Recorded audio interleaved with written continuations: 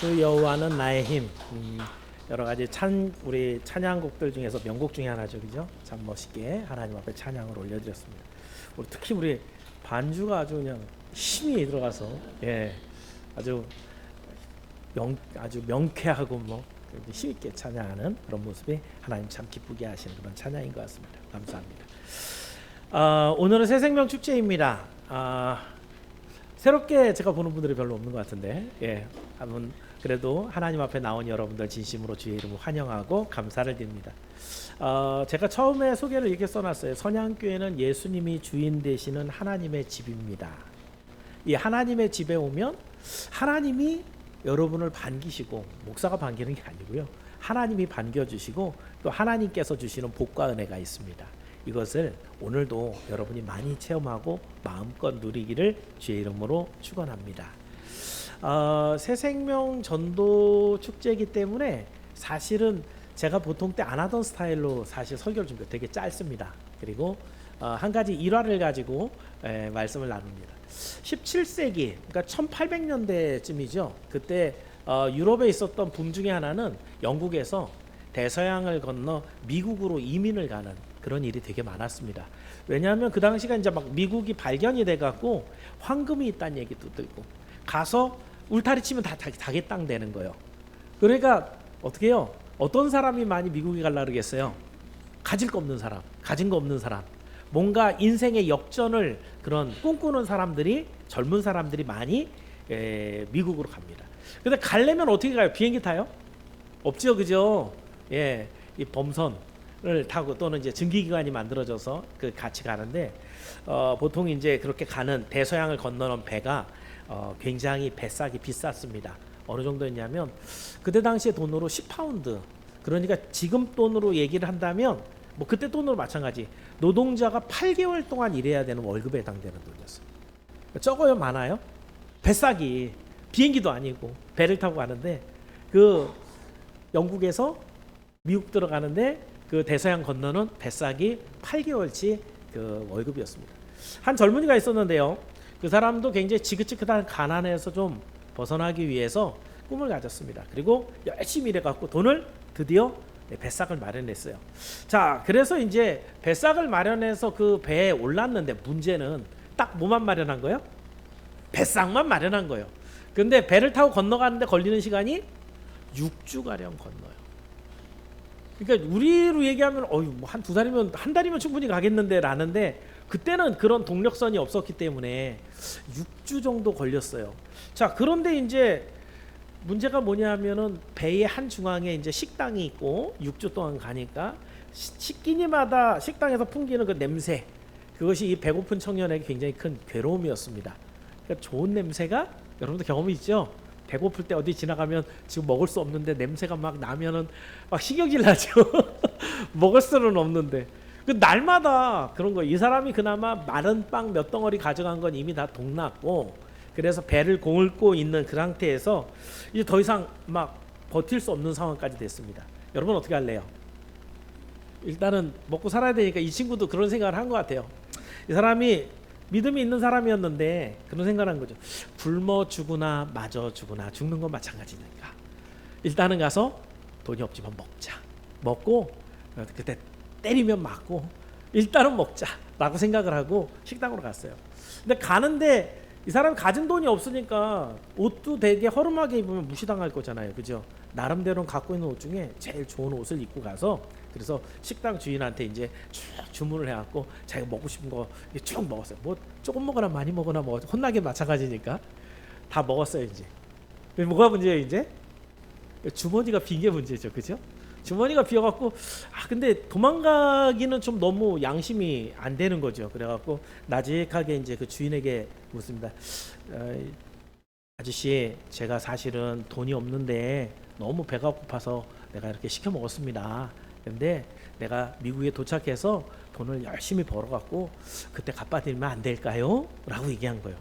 그랬더니 이 주인이 뭐라 그랬을 것 같아요? 손님, 당신이 구매한 배싸개는 식비가 다 포함되어 있습니다. 그러니까 뭐 한 거예요? 그냥 들어가서 먹으면 되는 거였죠, 그죠? 근데 그걸 몰랐던 거예요. 그래서 그 긴 시간 그렇게 냄새에 취해서 막 힘들게 그렇게 살았는데 이 친구는 한편으로 어때요? 다행이다. 그러면서 한편으로는 바보 그걸 몰랐다니 라고 생각을 했겠죠. 자, 오늘 본문으로 들어가 봅니다. 오늘 본문은 성도들이 가장 좋아하고 외우는 그런 구절이죠. 여호와가 나의 목자이시고 나는 그의 양입니다. 어떤 사람은 예수를 믿는다는 것들이 굉장히 부담스럽게 여기는 분들도 있는데, 여호와가 나의 목자가 되시면, 그의 배에 내가 타면, 그러면 하나님은 어마어마한 걸 주십니다. 과연 그 배에 함께 타고 있는 여호와를 나의 목자로 섬기고 있는 사람에게는 하나님이 어떤 혜택을 이미 주셨는지, 그럼 여러분 그거 알고 계셔야 되겠어요? 그럴 줄 몰랐네 이래야 되겠어요? 그 청년같이 잘 알고 있어야 되겠죠. 가서 먹고 싶은 거 마음껏 먹어야 되겠죠. 그래서 오늘 여기 있는 모든 분들은 여호와를 나의 목자로 모시고 있는 사람들은 어떤 하나님의 혜택이 있는지 확인하시고 항상 하나님의 큰 은혜와 복 가운데 살아가는 여러분이 모두 되기를 주의 이름으로 축원합니다. 그래서 오늘 드린 말씀 제목을 여호와는 나의 목자라는 제목으로 세 가지 봅니다. 첫 번째는요, 여러분에게 삶에 필요한 모든 것과 평안을 줍니다. 자, 2절 말씀이에요. 여호와는 나의 목자신 1절이고 2절 말씀 같이 한번 읽어봅니다. 시작.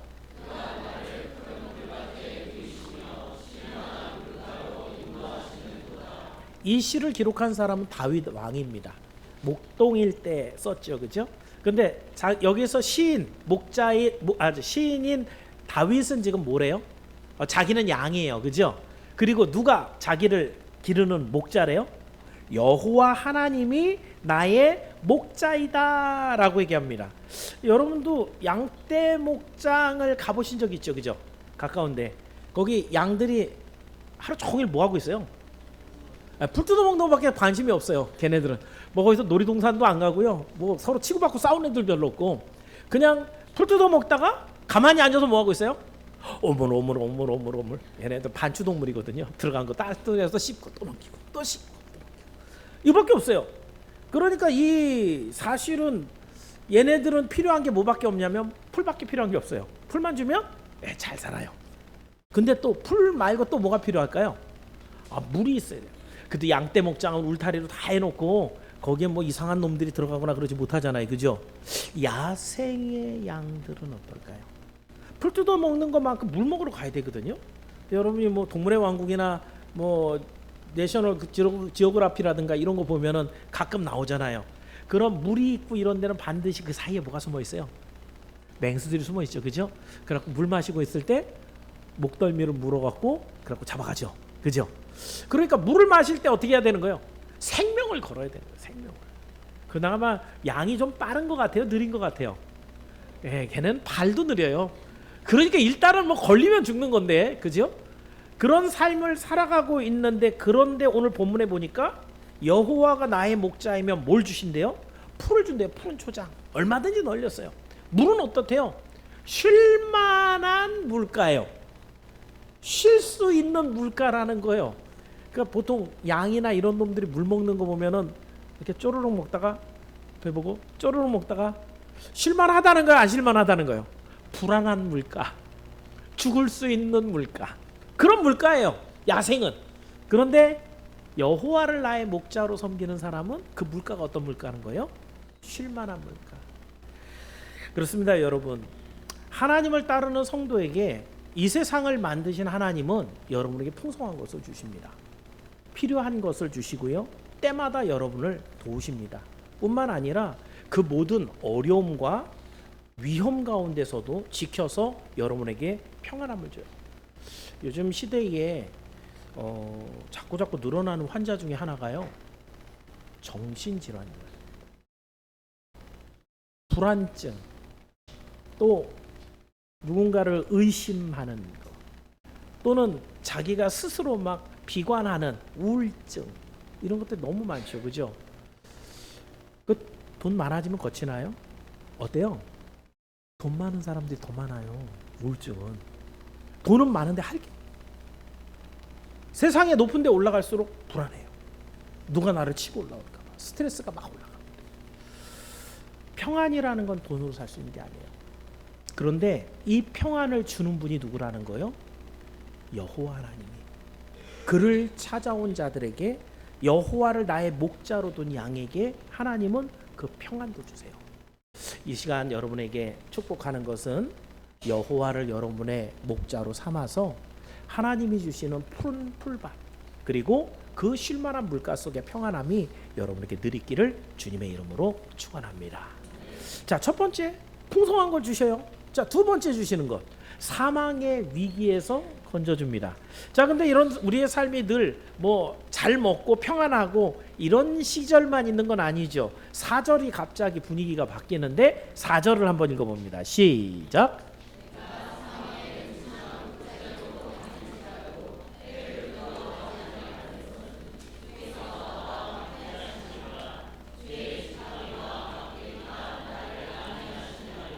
예, 제가 가끔 얘기합니다만은 양은 진짜 시력이 안 좋은 놈이에요.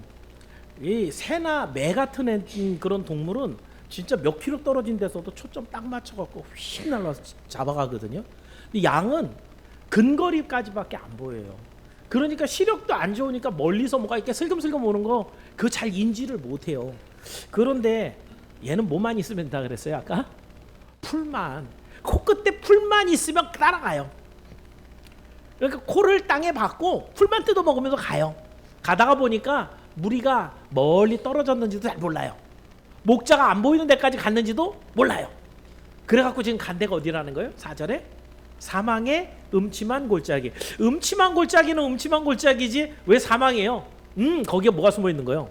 늑대나 일이나 이런 놈들이 숨어 있는 데까지 누구 발로? 지 발로 걸어 들어간 거예요.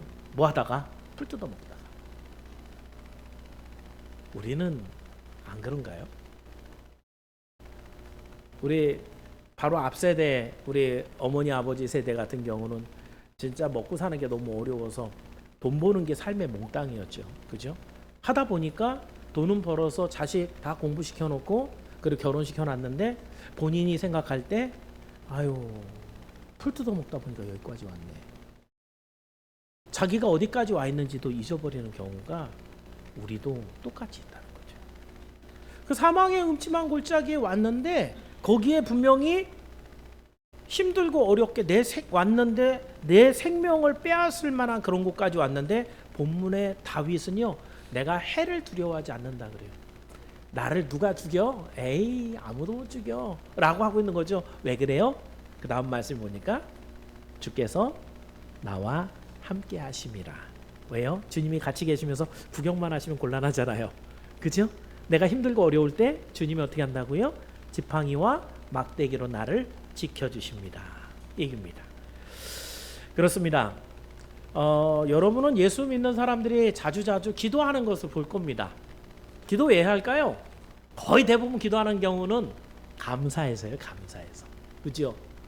감사해서 주님 이것도 감사하고 저것도 감사하고 또 오늘 이렇게 나랑 함께 하실 걸 생각하니까 또 감사하고 뭐든지 감사한데 그런데 문제가 없겠어요? 있겠어요? 있을 때가 있죠. 사업이 안 될 때도 있고요. 애들한테 문제가 생겼을 때도 있고 애들이 시험을 앞두고 있을 때도 있고 병이 날 때도 있고 그럴 때마다 뭐예요? 기도합니다. 기도합니다. 왜요? 주님이 나와 함께 계셔서 그 주님께 기도하면 들어주신다고 약속하셨기 때문에 기도합니다. 그랬을 때 그 위기 때에 주님은 나타나셔서 그 지팡이와 막대기, 지팡이로 질병을 때릴 수 있는 건 아니죠. 그 상징이 뭐예요? 하나님의 권능을 얘기하는 거예요. 그 권능의 팔로 그 모든 위기를 다 쳐서 물리쳐버리고 우리의 생명을 지켜주시고 특히나 어디서도 건져주세요? 죄와 사망이 여러분을 움키려고 할 때 그 죄를 때려서 없애버리시고 그리고 우리를 안고 당신이 원하는 곳까지 데려가는 그 주님이 바로 우리 하나님입니다. 이걸 기억하면서 주님 안에 있는 동안에 늘 평안함과 함께 주님의 도우심, 주님의 구원하심을 마음껏 체험하는 여러분이 되기를 주의 이름으로 축원합니다. 마지막으로 여호와가 나의 목자이면 우리에게 주시는 것이 무엇인가? 마지막 심판에서 존귀한 자리에 올려주십니다. 정말 위기 자리에서 오히려 역전해서 위기의 자리에 탁 올려놓는 거예요. 자, 다시 한번 장면이 바뀝니다. 5절에서는 또 독특하게 방향이 바뀌었는데 한번 읽어볼까요? 5절입니다. 시작.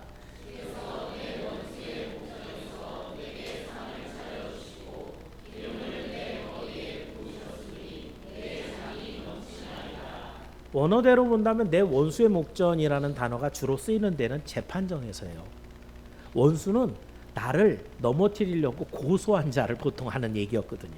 그럼 지금 자리가 사망의 음침한 골짜기에서 지금 여호와께서 나를 딱 메고 오는 곳까지 됐는데 갑자기 눈 딱 떠보니까 어디 와 있는 거예요? 재판정에 와 있는 거예요. 지금 시편 23편에서는 거기에 왔는데 지금 내 앞에 누가 있어요? 내 목전에 누가 있냐면 원수가 있어요.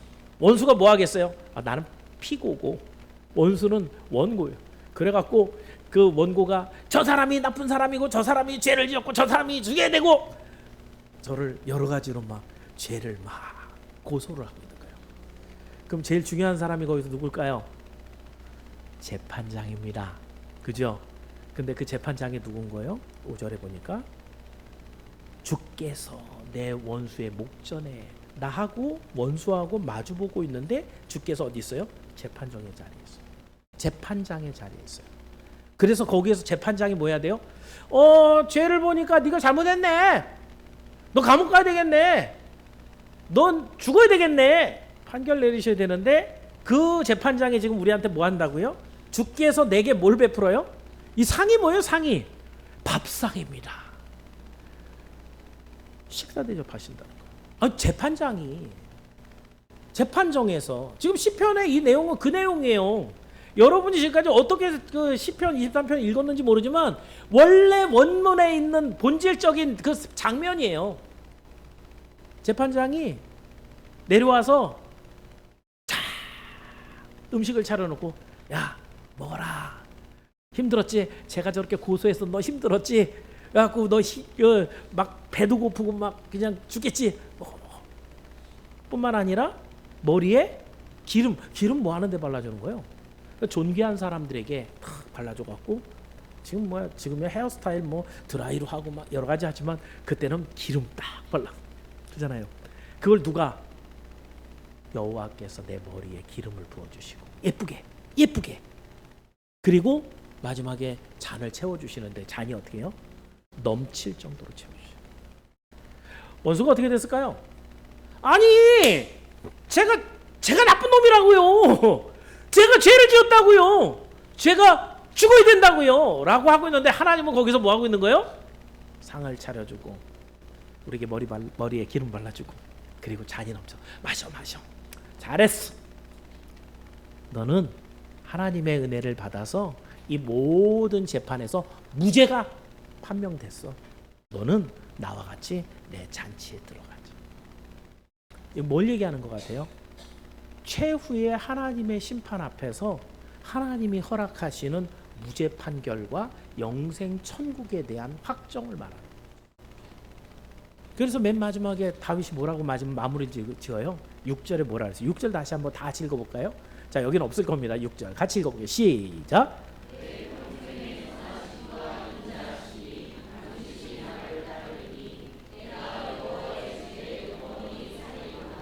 여호와가 이런 분이라고 한다면은 여러분은 어디 가서 살아야 되겠어요? 아니 사는데 필요한 모든 걸 다 줘요. 풀과 물과 평안함까지. 어렵으면 지팡이와 막대기로 건져내줘요. 마지막에 삶의 마지막에 심판까지도 너는 죄가 없어. 나랑 같이 영원한 천국에 들어가야지 라는 심판을 내줘요.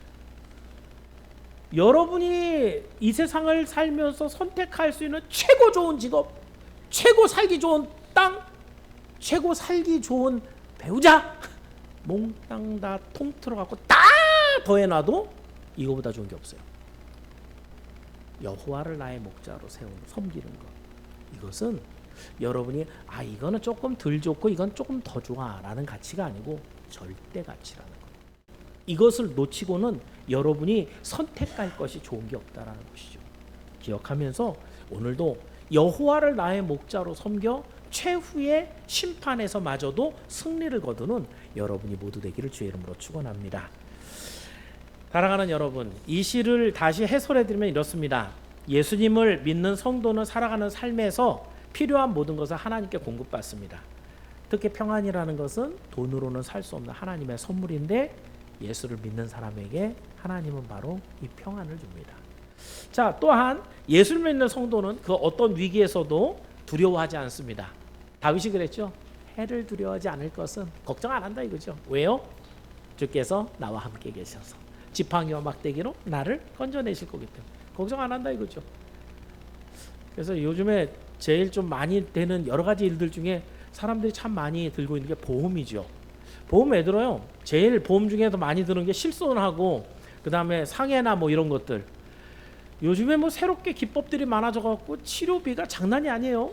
검사만 한 번 갔다 와도 뭐 10여만 원씩 금방 나가요. 그죠?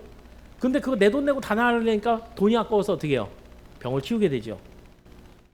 병을 키우게 되잖아요.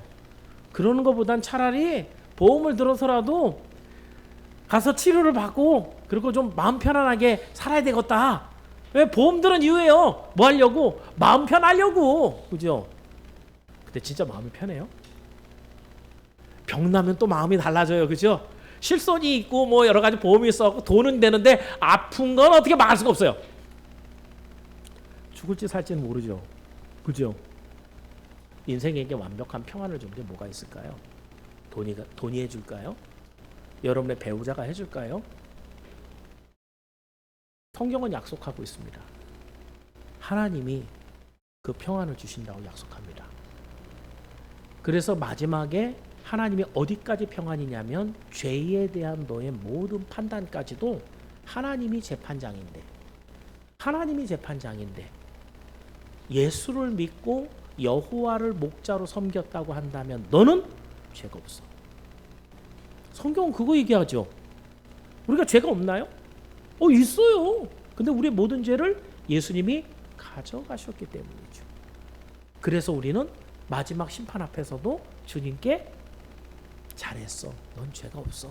심판을 그렇게 판결을 받는 자들이에요.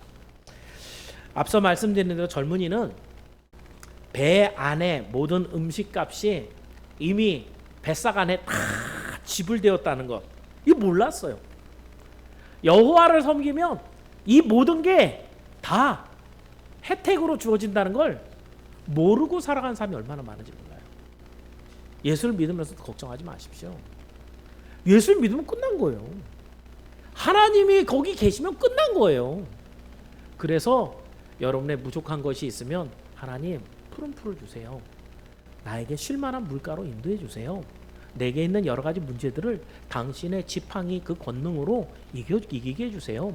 내 이 죄에 응어리진 것들을 주 예수 그리스도의 이름으로 깨끗하게 용서해 주세요. 기도하면 우리 주님이 주신다고 약속하셨으니 오늘 예수를 믿는 여러분들은 여호와 안에서 하나님이 이미 예수 그리스도의 피로, 사실 그 뱃삭 그 친구는 누가 마련했어요?